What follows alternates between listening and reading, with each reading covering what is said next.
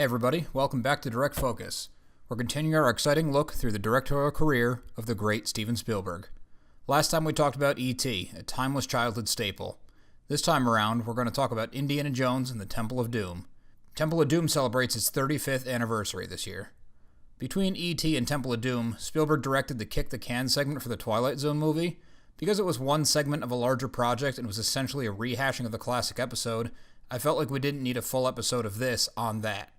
Twilight Zone the movie was a worthy attempt at recapturing some of the magic, so it's at least worth mentioning. Anyway, back to Temple of Doom.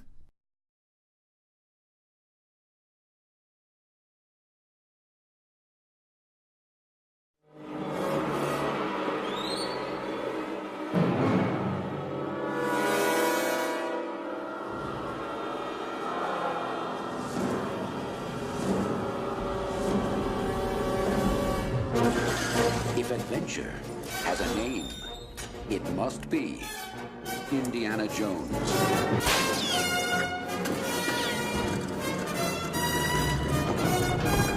This is serious!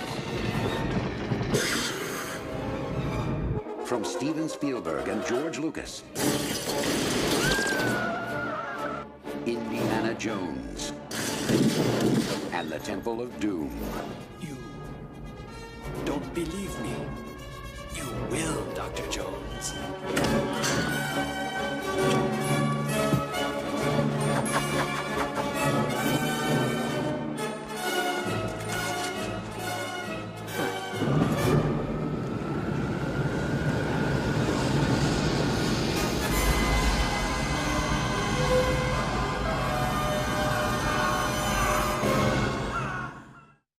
The trailer really recaptures the magic that the world was introduced to in Raiders of the Lost Ark 3 years prior. Yes, people used to have to wait more than a year for the next installment in a franchise. Despite the time gap, planning for Indiana Jones 2 began only 2 weeks after the release of Raiders. When initially planning the series, George Lucas, who worked very closely with Spielberg on these movies, told his friend that he had 3 solid story ideas for the franchise. That wasn't exactly true.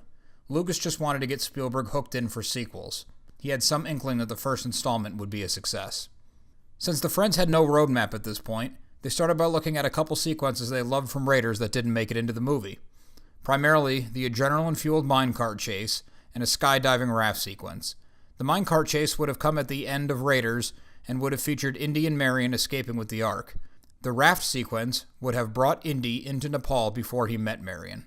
Speaking of Marion, Temple of Doom was supposed to bring her back.